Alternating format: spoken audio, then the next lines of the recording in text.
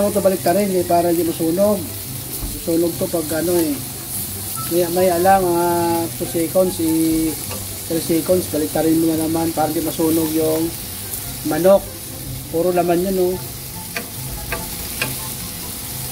Ang lalaki pa ng slice. Yung dun banda sa may kunting buto, yun ang matagal maluto. Kaya ibalik natin.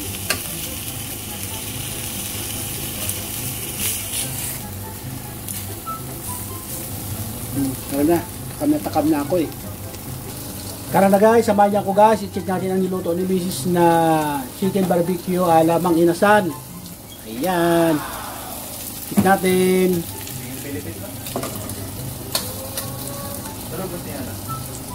Ayan, check na natin. Ayan. Ayan guys, minarinate na lang to guys sa toyo, kalamansi. Toyo, kalamansi, oyster sauce. Ayan, pamintang durog. Kunting asukal. Ayan. Minarinate lang to ni Commander. Ayan, siya nagtimpla niyan. Masarap guys. Yan ang ulam namin ngayong pananghalian. O, iba luto na oh. Iba luto na. Sarap.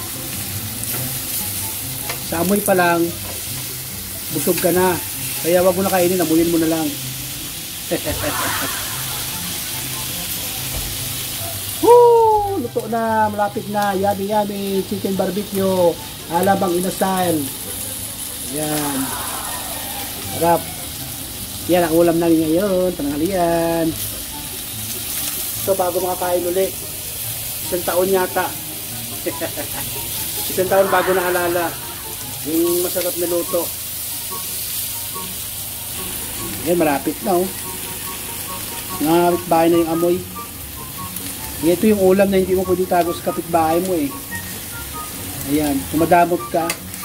Kasi talagang maamoy talaga ng lahat ng kapitbahay mo kung ano yung luto mong ulam. Kasi ang bango, usok pa lang amoy ulam na.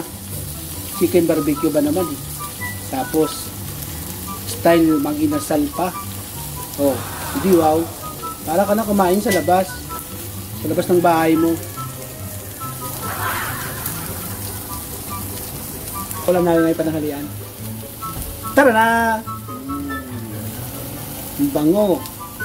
Chicken barbecue.